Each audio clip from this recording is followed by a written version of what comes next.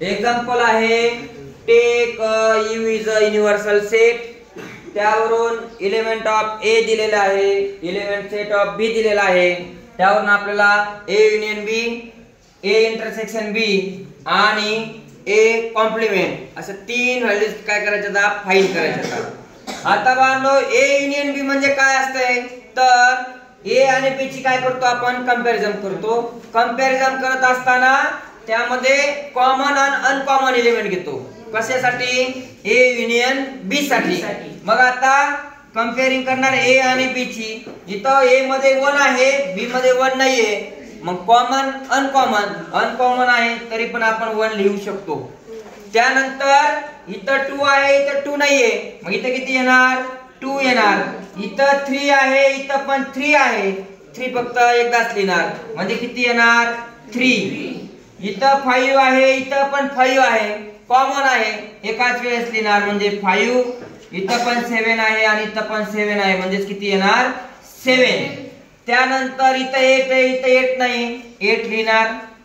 नंतर इथं 9 आहे, 9 आले कॉमन आणि अनकॉमन म्हणजे किती आला? 10. त्यानंतर ए इंटरसेक्शन बी.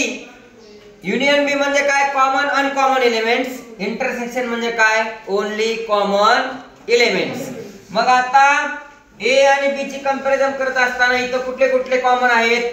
3 आहे, 5 आहे, 7 आहे आणि लास्टला काय कॉमन आहे? 9. मग कुठले कुठले एलिमेंट्स येतील ए इंटरसेक्शन बी मध्ये?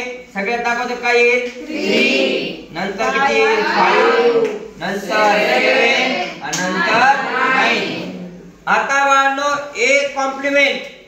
मग ए कॉम्प्लिमेंट म्हणजे नेमकं काय तर ह्या ए ची युनिव्हर्सल सेट सोबत काय करायची? कंपॅरिझन करायची. कंपॅरिझन करत असताना आता इथं होते कॉमन अनकॉमन, इथं होते ओनली कॉमन. आता इंटरसेक्शन मध्ये बाळांनो कॉम्प्लिमेंट मध्ये बाळांनो आपल्याला अनकॉमन एलिमेंट घ्यायचे. इथे लक्षात. मग ए आणि यू ची कंपॅरिझन करा. इथं 1 आहे, इथं 1 आहे, 1 लिहू शकतो का? नाही, कारण की तो कसा आहे? कॉमन. इथं 3 आहे, इथं 3 आहे, 3 पण लिहिणार नाही.